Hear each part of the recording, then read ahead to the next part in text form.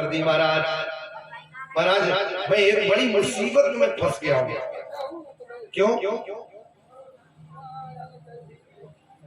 बहुत बड़ी मुसीबत। क्या हुआ? नारद जी कहते हैं कि ये जो सत्संग हो रहा है ये सत्संग वैकुंठ में भी नहीं मिल सकता। हनुमान जी जिस समय राम जी साकेत धाम जाने के लिए सरयू में उतरे तो अयोध्या के वासियों से राम जी ने कहा कि जो जो मेरे साथ मेरे धाम को चलना चाहे वो सरयू में डुबकी लगाए। जिन जिन को जाना था वो सब के सब सरयू में उतर गए। हनुमान जी को देखा, हनुमान जी से कहा आप नहीं चलोगे? हनुमान जी ने कहा प्रभु ये बताइए मेरे प्रश्न है कुछ। बोले पूछो। बोले ये बताओ कि आपकी कथा वहां मिलेगी कि नहीं? आपकी कथा वहां होगी कि नहीं? राम जी ने कहा कि वहां तो हम ही होते हैं, कथा नहीं होती है। हनुमान जी ने कहा तो नहीं जाने वाला। तो कब तक नहीं जाओगे? हनुमान जी ने कहा कि जब तक इस धरती पर आपकी कथा रहेगी तब तक नहीं हिलने वाला। तो महाराज जो वैकुंठ में दुर्लभ है ये कथा, स्वर्ग में भी दुर्लभ है और पृथ्वी लोक पर वो कथा सुलभ है। और ये भी गारंटी हनुमान जी ने कहा कि जब तक आपकी कथा इस पृथ्वी पर रहेगी तो बेस कोई हो, लेकिन हनुमान जी उस कथा में हर कथा में पधारते जरूर।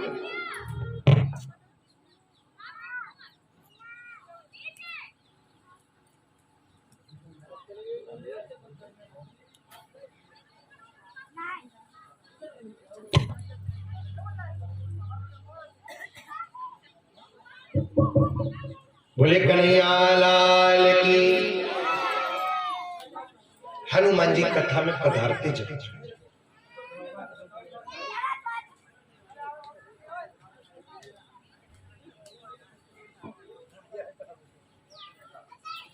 थोड़ी देर और चलो चलो बंद ठीक बंद। तो नारद जी कहते हैं कि मैं जब अपने लोक से चला मैंने विचार किया कि चलो कहीं सत्संग कर। तो कहां कहां गए महाराज सत्संग करने के लिए? नारद जी ने कहा स्वर्गे सत्य कैलासे। स्वर्ग लोक में गया, मुझे कोई सत्संगी पुरुष नहीं मिला। सत्य लोक में गया, वहां भी कोई नहीं मिला। कैलाश पर भी गया, वहां भी कोई सत्संगी नहीं मिला।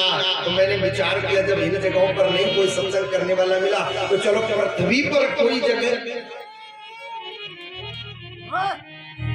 तो पृथ्वी पर कहां गए महाराज जहां सत्संग आपको नहीं मिला? ये मैं आपको प्योर कथा सुना रहा हूं, जैसा भागवत में लिखा है वो सुना रहा हूं। इसमें मिलावट नहीं है और बताना तो कर भी देंगे, क्योंकि प्योर चीज आजकल हजम नहीं होती है।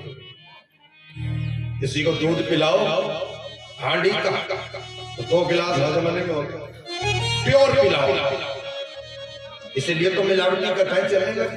गाना बजाना हो गया, बस पल्ले कुछ नहीं पड़ा। और जय सीता क्या हुआ? बोले भागवत हो गई, भागवत हो गई।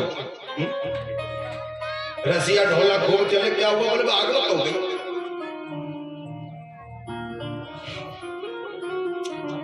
बताना तो मिला देंगे, हमें कोई दिक्कत नहीं है। हमें तो 7 दिन का समय अगर लेना है तो उपयोग कर लो, नहीं हमें भी पास करना है, हमें कोई दिक्कत नहीं। लेकिन हर वक्त लगभग जो कथा कहने वाला होगा उसके दिल की अभिलाषा केवल यही होगी कि मैं आया हूं तो मेरे द्वारा कुछ इनको मिल जाए, कुछ कल्याण का मार्ग इनका प्रशस्त कर जाए, ईश्वर के प्रति इनकी धारणा को बढ़ा दे। बस ये अच्छे वक्त के और नहीं तो ये पत्ता चढ़ाना, ये फूल चढ़ाना हम भी बता के चले जाएंगे सीताराम चढ़ाते।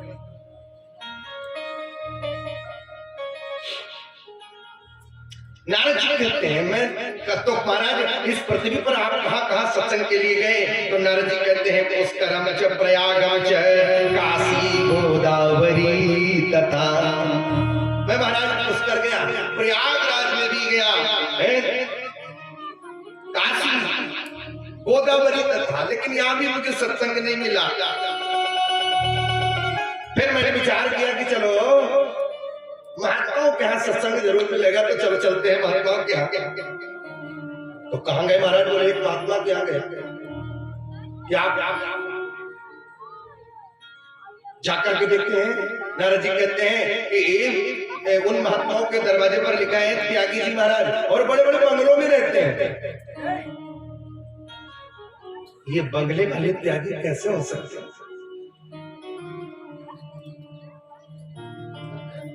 बंगले वाले त्यागी नहीं हो सकते हैं महाराज। नारद जी ने कहा कि नहीं नहीं, ये त्यागी नहीं है। मैंने दूसरी महात्मा के यहाँ प्रवेश किया महाराज। क्या हुआ वहां पर?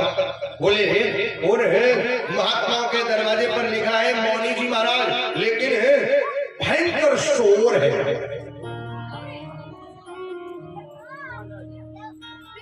तीसरे महात्मा के यहाँ मैंने प्रवेश किया, अजीब स्थिति वहां देखी। लिखा है ब्रह्मचारी जी महाराज, लेकिन बच्चे असंख्य हैं साथ। स्थिति उल्टी। तो मैंने मन में विचार किया कि यहाँ, फिर मैंने मन में विचार किया कि संतों के यहाँ जब इस प्रकार की स्थिति, तो आप संतों के यहाँ नहीं चलते हैं, चलो हम किसी गृहस्थ को देख लेते हैं।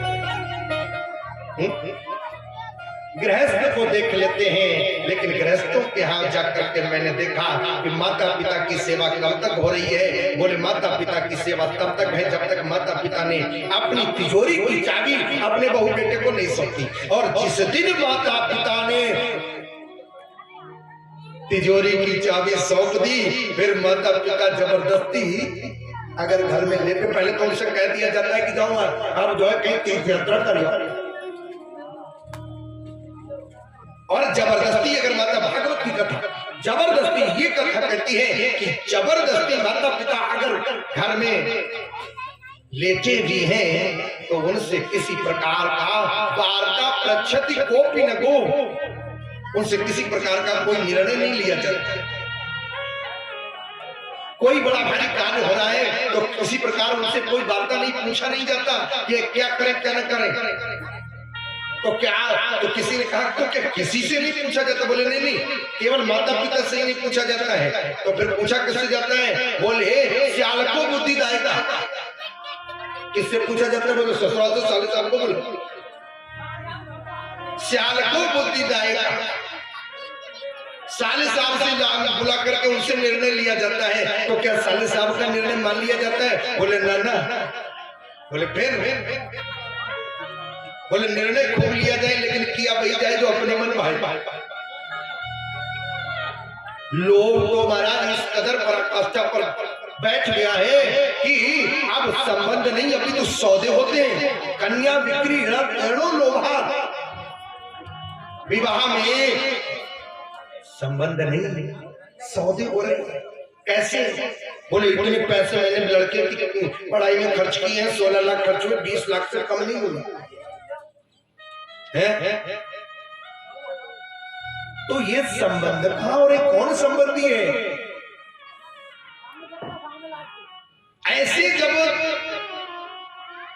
विचार जब हम आपके बीच में आएंगे तो संबंध कहां, सौदे ही तो है। संबंधी किसको कहते हैं? बोले संबंधी, समान बंधन में जो बंधे वो है संबंधी, वो है समधी।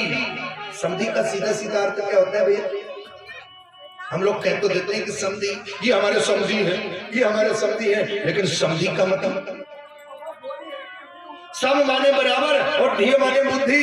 जिनकी बुद्धि एक जैसी हो वो है समधी। लेकिन हम आजकल किनको समधी मानते हैं? बोले विचार सम नहीं, संस्कार सम नहीं, सदाचार सम नहीं, केवल पैसों के बलबूते पर हमने रिश्ता बना दिया, बन गए समधी। तो श्री व्यास जी लिखते हैं कि ऐसे रिश्तों में आए दिन खटास बनी रहती है और पहुंच जाता है मामला कचहरी अदालतों तक यही होगा। हम आजकल जब लड़के को देखने के लिए जाते हैं तो केवल एक ही बात को ध्यान में रखते हैं कि बस हमारी बिटिया के लिए पैसा हो जाए, बाकी हो चाहे ना हो, पैसे के कारण जिंदगी कट जाएगी। लेकिन ये क्यों नहीं विचार करते, अगर बिटिया को ही हमने बुद्धिमान बना दिया तो ये सब झंझटें खत्म हो जाएंगे। आगे चल करके कोई घटना दुर्घटना होगी तो बिटिया समर्थ तो है। 50 लाख शादी में खर्च कर दिए और कभी कभी देखता हूं कई जगह जाने के बाद में नतीजा क्या मिलता है, 50-50 लाख रुपए खर्च कर देते हैं और 1 महीना बिटिया ससुराल में रही और उसके बाद में मायके में पड़ी है 6 साल हो गए। अगर इस राशि में से आधा पैसा भी बिटिया के ऊपर खर्च कर दिया होता, ये नतीजा नहीं होता।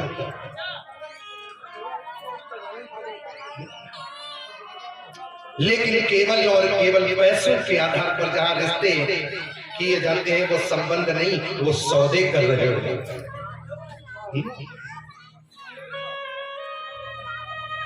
सौदे नहीं, संबंध नहीं, सौदे। कन्या बिक्री लोभा,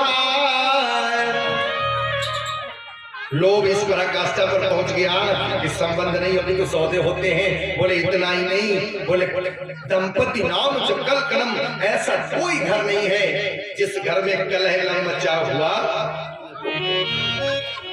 घर घर की कहानी, कोई ऐसा घर नहीं है जहां कलह न मचा हुआ। पहले हम लोग गांव का जो कोई प्रतिष्ठित व्यक्ति होता था, उस प्रतिष्ठित व्यक्ति को बड़े बुजुर्ग ये कहते थे कि ये मामला जो है घर के बाहर न पहुंचे, तो घर में ही निपटा लेते थे। अब उस प्रतिष्ठित व्यक्ति की अपने घर के बड़े बुजुर्ग की बात नहीं मानते, मामला पहुंच जाता है कोतवाल, अदालतों में पहुंच जाता है।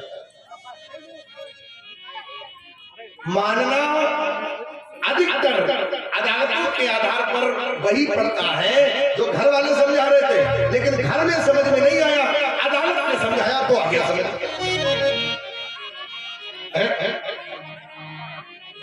वही काम घर का व्यक्ति कर रहा है तब समझ में नहीं आता, अदालत ने समझा दिया, कर दिया तो वो समझ में आ गया। इसका मतलब केवल ये है कि वक्ता के समझाने से समझ में नहीं आता, लेकिन जब वक्त समझाता है तो समझ में आ जाता है। वक्ता के समझाने से समझोगे, लेकिन ये भी फैक्ट बात है, अगर वक्ता के समझाने से नहीं समझोगे बात नहीं होगी, वही बात वक्त समझाएगा, लेकिन वक्ता के समझाने से समझ में नहीं आती।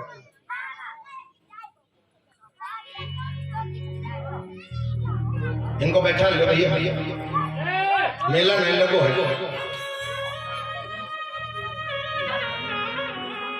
कथा के आयोजक लोग ध्यान दें, ये मेला नहीं है।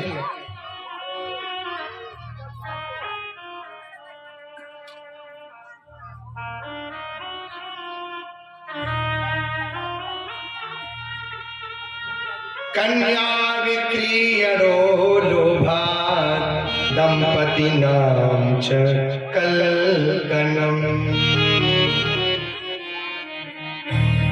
हर जगह हर घर में कलह मचा हुआ है, नारद जी कहते हैं। जहां आया तो इस संसार में समाज के साथ में सत्संग करने के लिए आया, तो समाज से शांति लेने के लिए, लेकिन यहां शांति तो मिली नहीं, क्रांति और फैल गई। क्रांति तो मैंने फिर मन में विचार किया, न संतों के यहाँ शांति मिलेगी न गृहस्थों के यहाँ मिलेगी, तो अब कहाँ चले? तो मुझे तो केवल एक ही जगह समझ में आई, आइए हम लोग भी चले। चलेंगे वृंदावने जाने को जी चाहता,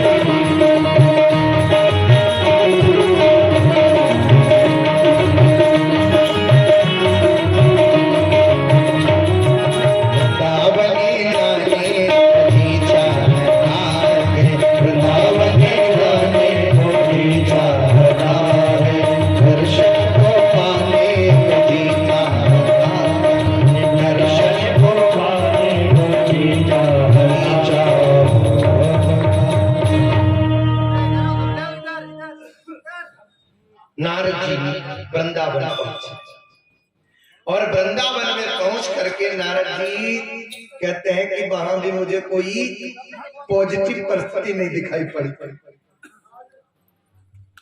वहां भी मैंने बड़ी अजीब स्थिति देखी। तो वहां क्या देखा भाई? बोले वहां मैंने देखा कि एक स्त्री है और वो स्त्री रो रही है और उस स्त्री की गोद में दो बूढ़े पुरुष लेटे हुए हैं। कई स्त्रियां खड़ी हैं, उसको कोई पंखा कर रही है, कोई पानी पिला रही है, कुछ समझा रही है। मैंने उस स्त्री के पास में जाकर के उससे पूछा, कैसे तुम कौन हो तुम? और कहा कि ये तुम्हारी गोद में जो लेटे हुए हैं ये तुम्हारे क्या लगते हैं और तुम रो क्यों रही हो? और ये स्त्रियां हैं, ये कौन है? उस स्त्री ने कहा रोती हुई, अहम भक्ति रीति क्या महाराज में भक्ति इमाऊ में तन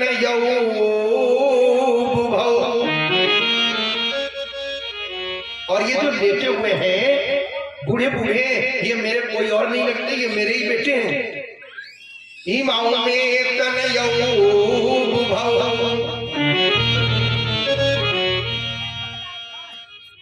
महाराज, अब मैं अपनी पूरी कहानी आपको सुनाऊंगा। मैं कर्नाटक में पैदा हुआ,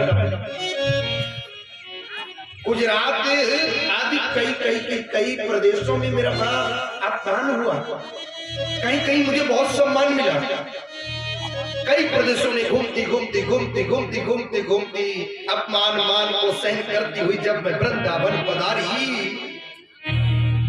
मैं तो नव युवती बन गई, लेकिन मेरे ये दोनों बेटे बूढ़े हो गए।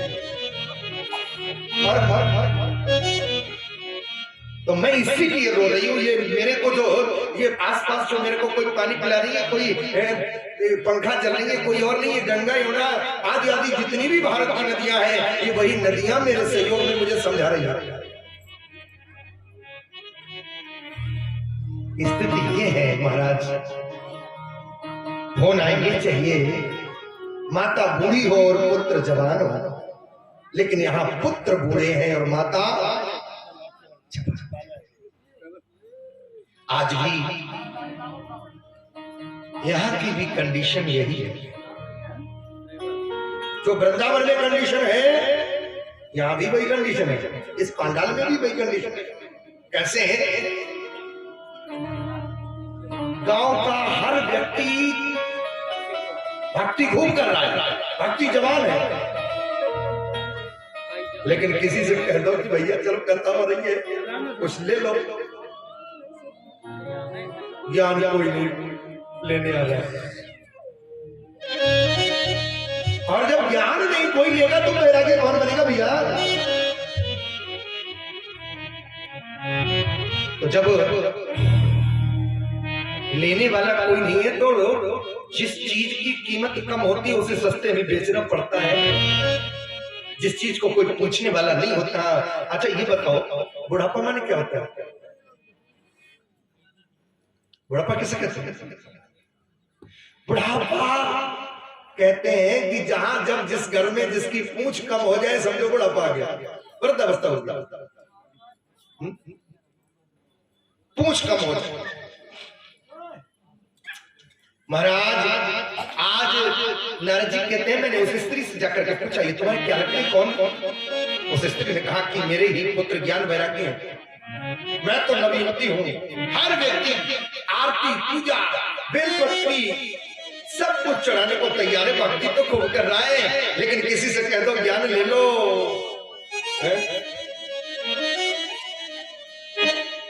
आजकल केवल भक्ति की बात नहीं है, इतनी भक्ति अंध भक्ति हो गई है। एक जगह विष्टा पड़े, एक आदमी आया, राजीव भैया, एक आदमी आया, उस पर बालू डाल दी। बोले लोग देखेंगे तो घिन तो नहीं लगेगी, इसलिए बालू डाल दी। लंबा लंबा शिवलिंग के आकार का हो गया, एक आदमी आया उसमें फूल चढ़ा किस पर? तीसरा आदमी औरतों ने आकर के जैसे ही देखा तो दूसरी औरत ने फूल चढ़ा दिया, तीसरी औरत ने फूल चढ़ा दिया, पांचवें व्यक्ति ने फूल चढ़ा दिया, 10वें व्यक्ति ने फूल चढ़ा दिया। ऐसा करते करते कोई रुपया चढ़ाने लगा, कोई पैसा चढ़ाने लगा। अब खूब भीड़ भाड़ भी होने लगी, लेकिन एक सत्संगी व्यक्ति ने आकर के कहा, जरा इसको खोद करके देखो, तुम चढ़ा किस पे क्या रहे हो? तो खोद के देखा गया तो सूखी भिष्टा निकली। हम लोग कौन सी भक्ति कर रहे हैं? अंधभक्ति। अरे जान भी तो लो, वो भक्ति जैसे माँ का मातृत्व कब पूर्ण है? जब उसके कोई बेटा हो जाए। उस व्यक्ति की वो भक्ति बिल्कुल कोरी है, क्योंकि भक्ति के पुत्र ही ज्ञान और वैराग्य है। तो जैसे माँ का मातृत्व पूर्ण कब है? बोले जब उसके कोई बेटा हो जाए, बेटी हो जाए, तब उसका माँ का मातृत्व पूर्ण है। उसी प्रकार उस व्यक्ति की भक्ति बिल्कुल खोरी है, यदि उसके पास में भक्ति के साथ साथ ज्ञान और वैराग्य नहीं है। भक्ति खोरी है, कोई मतलब नहीं है उस भक्ति।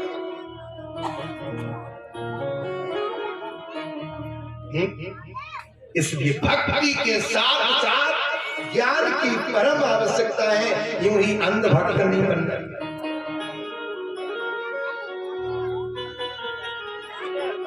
ज्ञान की आवश्यकता है। लेकिन अब समस्या क्या है? समस्या तो बस यही है कि भक्ति तो खूब कर रहे हैं, लेकिन ज्ञान वैराग्य भूले हैं, क्योंकि उनकी पूछ नहीं है। पूछ नहीं है।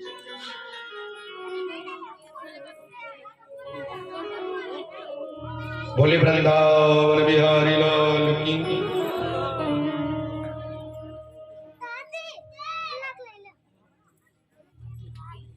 महाराज मैं दुनिया में घूमा, लेकिन वृंदावन जब पहुंचा तो वृंदावन में पहुंचने के बाद भी मुझे वहां भी शांति नहीं मिली। मैंने बड़ा कौतुक वहां भी देखा। मैंने उस स्त्री से पूछा, उसने परिचय दिया। मैंने अपनी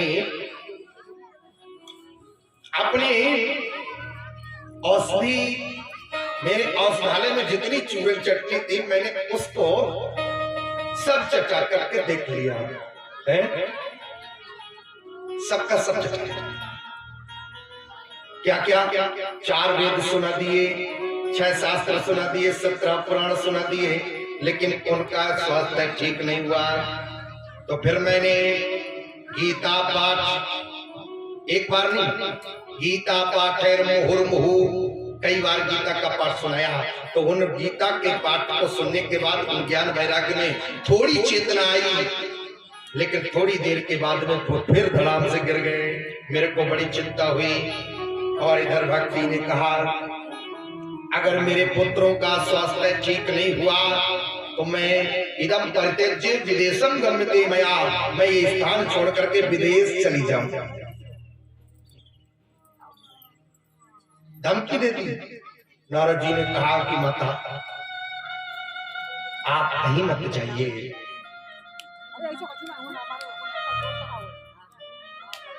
जिन कौरवों की कुत्सित सभा से द्रौपदी की लज्जा भगवान ने बचाई थी, वो भगवान हमारे तुम्हारे बीच में ही है। वो ज्ञानी है कहीं। और मैं तुम्हारे पुत्रों के लिए औषधि ढूंढने के लिए जा रहा हूं, और तब तक तुम मेरी बात मान करके यहीं पर कन्हैया का भजन करो। और संत को लगा कि अब कैसे क्या होगा। उसी समय आकाशवाणी होती है, एक दर्तम सत्कर्मम। आवाज आई, नारद जी अगर तुम भक्ति के पुत्रों को स्वस्थ करना चाहते हो तो तुम कोई सत्कर्म करो, और वो सत्कर्म तुम्हें कोई सच्चा संत बताएगा। नारद जी ने मन में विचार किया कि मैंने तो 4 वेद सुना दिए और इतना इतना कर दिया, तो ये सत्कर्म नहीं था। अगर ये सत्कर्म नहीं था तो फिर सत्कर्म किसे कहते हैं? नारद जी ने भक्ति मैया को ढंढस बनाया और सत्कर्म की खोज में निकल पड़े। सत्कर्म का रूप क्या है? और उसी समय माता भक्ति भगवान का ध्यान करने लगी। नारद जी अब सत्कर्म की खोज में निकल पड़े हैं। आइए हम भी 2 मिनट भगवान का भजन कर लें, उसके बाद में सत्कर्म नारद को मिलता है कि नहीं मिलता। ये सुन। ब्रज के नंद लाला श्री राधा जू के सावरिया, सब दुख दूर हुए जब तेरा नाम लिया।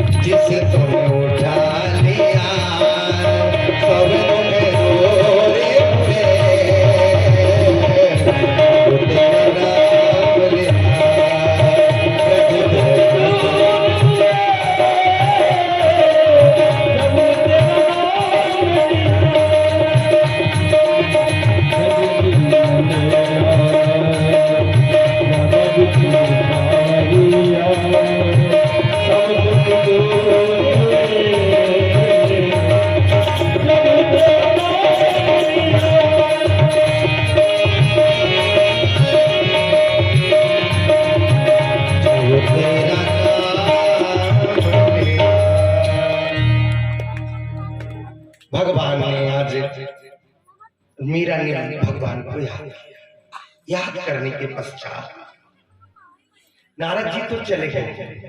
छोटे छोटे महात्माओं से पूछा, महाराज सत्कर्म कैसे? नारद जी से उन महात्माओं ने कहा, ब्रह्मा जी के पुत्र हो, सारे संसार में तुम्हारी गति है और तुम हमसे ये प्रश्न पूछ रहे हो। ये बात ठीक वैसे ही है, कोई बहुत बड़ा विशेषज्ञ डॉक्टर किसी के गांव में आकर के गांव वाले डॉक्टर से पूछे कि महाराज बुखार की गोली, तो गांव वाला डॉक्टर कहेगा MBBS की डिग्री तो आपने की है और हम तो कुछ डिग्री भी नहीं किए, आप हमसे पूछ रहे हो तो हम क्या बताएं। छोटे छोटे महात्माओं ने कहा, महाराज ब्रह्मा जी के पुत्र होकर के प्रश्न हमसे सत्कर्म का करते हो, हम क्या बतावे।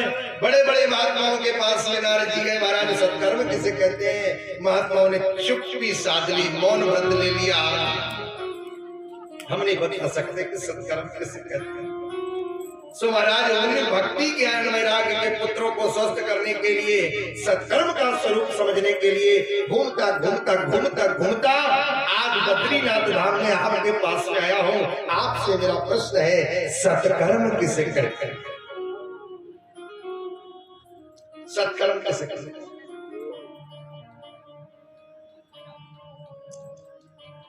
सनकादि ऋषियों ने कहा कि नारद जी बस इतनी छोटी सी बात के लिए ये चेहरा लटकाए हो, कतई चिंता न करो, सत्कर्म किसे कहते हैं ये हम बताएंगे। आहा, जब किसी को समस्या का समाधान मिल जाता है तो चेहरा खिल उठता है। नारद जी भी प्रफुल्लित हो गए, महाराज सत्कर्म? बोले हाँ आप जानते? बोले बिल्कुल। महाराज बताइए सत्कर्म कैसे करते? नारद जी वो सत्कर्म कोई और नहीं, श्रीमद्भागवता भागवतालापा सतगीता सुकार देवी। वो सत्कर्म कोई और नहीं जिसे तुम पूछ रहे हो, वो सत्कर्म है श्रीमद्भागवत की कथा। नारद जी बोले समझ में नहीं आई बात, क्या कमी है भाई? बोले सबसे पहले तो मेरा आपसे ये प्रश्न है कि ये श्रीमद् भागवत की कथा कहां से निकली? बोले वेद से। तो महाराज तो चारों वेद सुना दिए तो भागवत क्या करेगी? जब वेद कुछ नहीं कर पाए तो भागवत, वेद से निकलने वाली कथा भागवत की क्या करेगी? ओहो,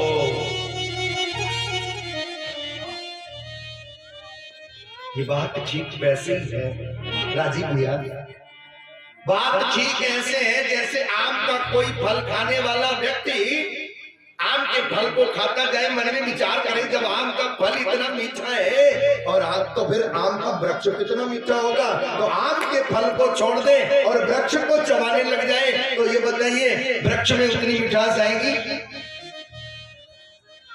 वृक्ष में नहीं आएगी, क्योंकि आम के फल का, आम का जो तत्व है वो फल है।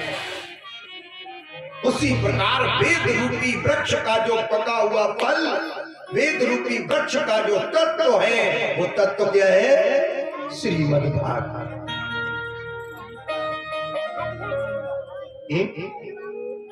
नारद जी बोले बात समझ में नहीं आई अभी।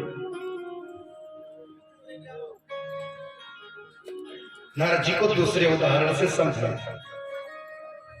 यद्यपि गन्ने का रस ही शक्कर बनता है, लेकिन जो मिठाइयां शक्कर से बनेगी वो गन्ने के रस से।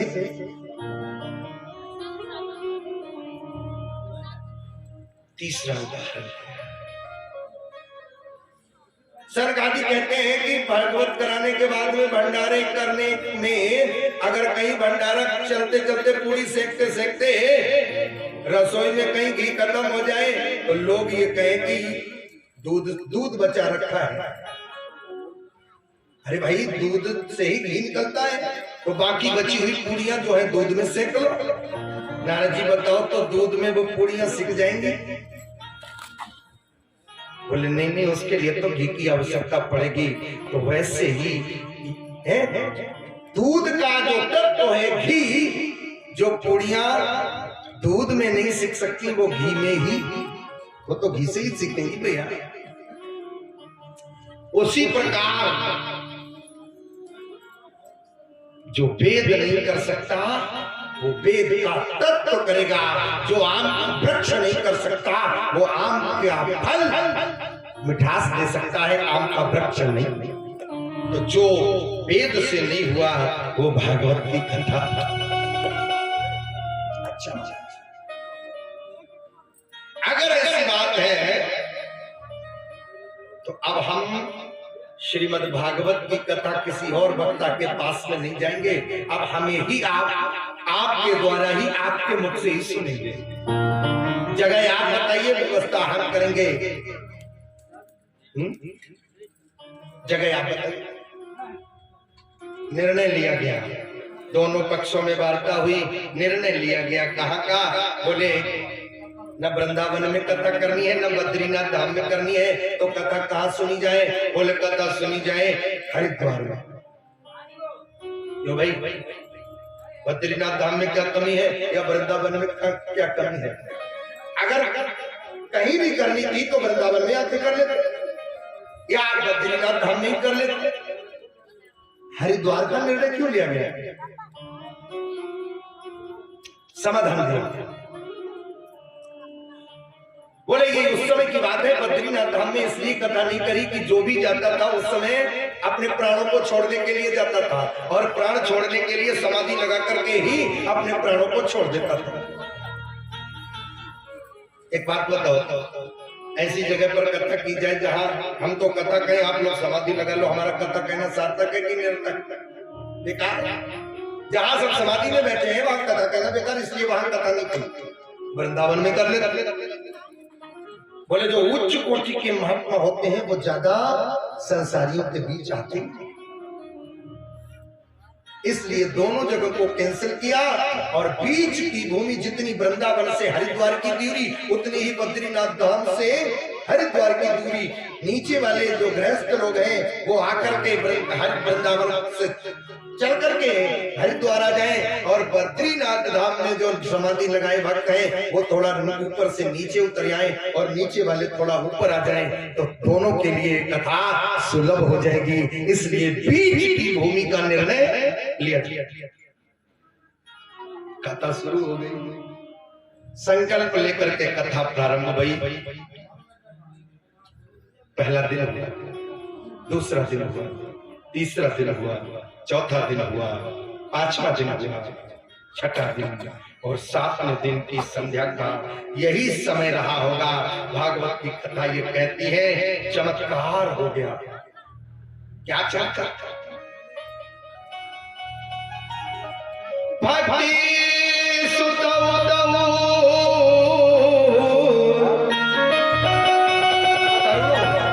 तरुण माने जवान बन गए, जो बूढ़े थे वो जवान बन गए। भक्ति सुतौ तरुणो गृहीत्वा प्रेमै करूपौ सहसा विरासी। श्री कृष्ण गोविंद हरे मुरारी नाथेति नामानि मुहुर्वदन्ति।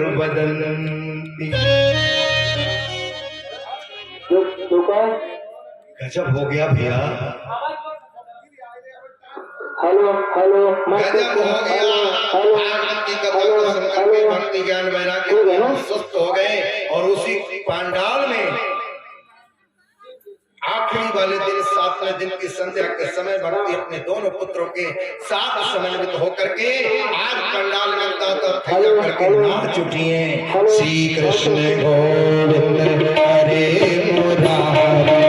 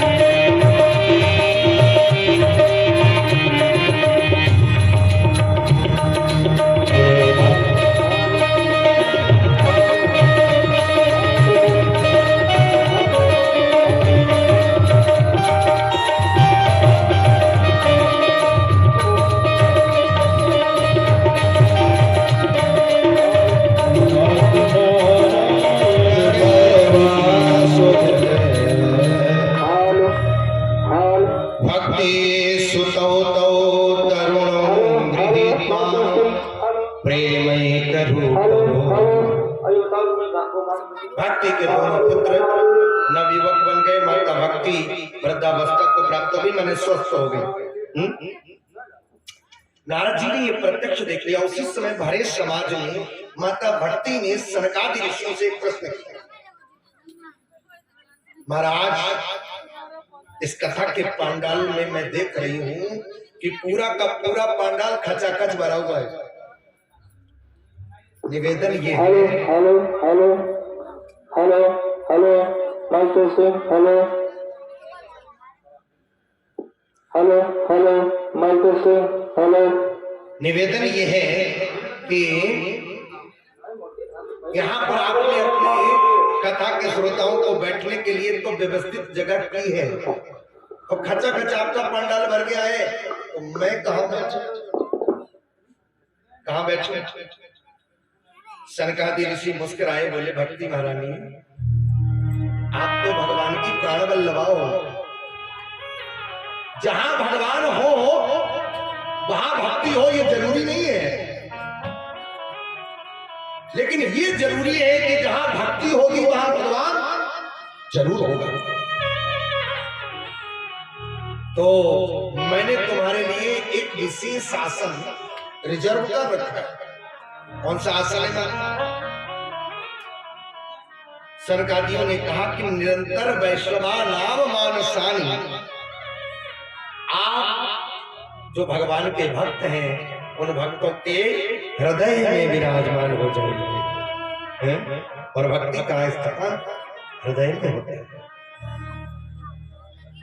भक्ति हृदय में विराजमान हुई। और नारद जी ने अपना अगला प्रश्न कर दिया, महाराज हमने ये प्रत्यक्ष देख लिया, भागवत की कथा को सुनकर के भक्ति ज्ञान वैराग्य दोनों तीनों पुष्ट हो गए। और अब आपसे निवेदन, मेरा अगला प्रश्न ये है, मैं ये जानना चाहता हूं कि भागवत की कथा को सुनकर के कैसे कैसे पापी करते हैं, कैसे कैसे पापियों के पापों का शोधन होता है, मेरा प्रश्न। सनकादि मुस्कुराए, नारद जी से कहा, नारद जी तुम कहते हो कि कैसे कैसे पापी करते हैं, ये तुम्हारा प्रश्न ही खत्म किए देते हैं। फिर महाराज नारद जी सनकादि कहते हैं कि सुनो, तुम कह रहे हो कि कैसे कैसे पापी करते हैं, हमने तुम्हारा ये प्रश्न ही खत्म कर दिया, और हम ये कहते हैं कि जिसने जीवन में पाप के अतिरिक्त कोई दूसरा काम ही न किया। उत्तर जरा सुनना ध्यान से। हम ये कहते हैं कि जिसने अपने जीवन में पाप के अतिरिक्त कोई दूसरा काम ही न किया हो, ऐसा एक नंबर का पापी जीते जी भागवत की कथा को सुन ले तो भागवत उसका कल्याण कर देती है, लेकिन मरने के बाद भूत प्रेत योनियों में जाने के बाद अगर इस कथा को ध्यान से सुन ले तो ये भागवत की कथा ऐसे भूत प्रेत योनि वाले व्यक्ति को, पापी को तार देती है।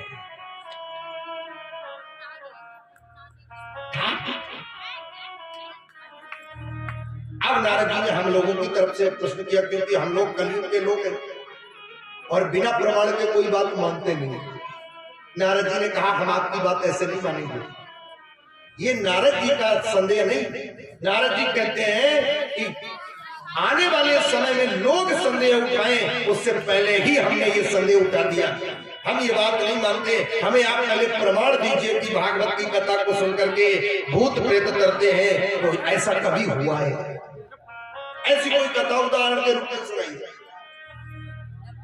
तब धुंधकारी की कथा को सुनाए। सनकादियों ने कहा कि अब तो समय हो गया है, ये कथा अब कल ठीक दिन में 2 बजे से सुनने को मिलेगी।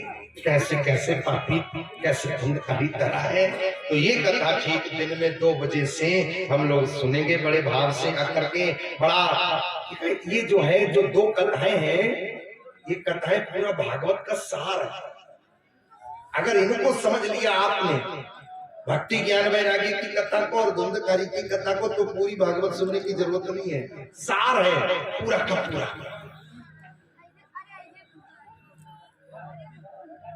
बोले वृंदावन बिहारी। कैसे कैसे पापी तरेते हैं, ये कथा तो कल सुनने को मिलेगी। यज्ञ का समय कितने बजे का कितने है वो हमें बता दीजिए, तो वो मैं 8 बजे से 10 बजे तक, 9 से 11, 9 से 10 कर लो है, 1 घंटा हो जाएगा। नहीं 1.5 घंटा लगेगा, 2 घंटा मान। 9 से 11 कर लो। हाँ, यज्ञ का समय जिनको भी यज्ञ में बैठना हो, और कल विशेष पर्व भी है, शिवरात्रि का त्योहार भी है, तो इस मौके पर हम लोग कल भगवान शिव की चरित्र की कथा भी हम लोग श्रवण करेंगे, विवाह तक की।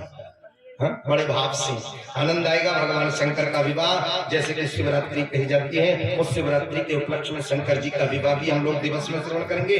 आइए, और ठीक दिन में 2 बजे आप लोग आ जाइए, और बड़ा भक्ति भरा माहौल आपको मिलेगा, बड़ा आनंद आएगा कथा को सुनने के में। टाइम रुद्राभिषेक करवाएंगे, है? टाइम रुद्राभिषेक होगा। अच्छा, हाँ, संध्या के समय यहाँ रुद्राभिषेक भी होगा। बड़े भाव से जिनको अभिषेक करना है वो बड़े भाव से अभिषेक भी करें, और कथा को भी दिन में सुने। संध्या के समय अभिषेक भी होगा। आइए, एक बार भगवान नाम संकीर्तन बोलते हुए बड़े भाव से आज की विराम पर्व पर भगवान की स्तुति गाते हुए आरती करेंगे। तो आइए, 2 बार 2 शब्दों में भगवान नाम संकीर्तन।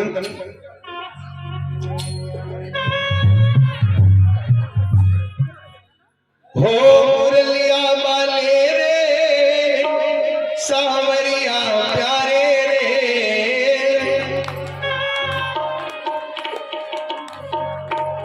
हो मेरा दिल तुझ पे कुर्बान, मुरलिया वाले रे, मेरा दिल तुझ पे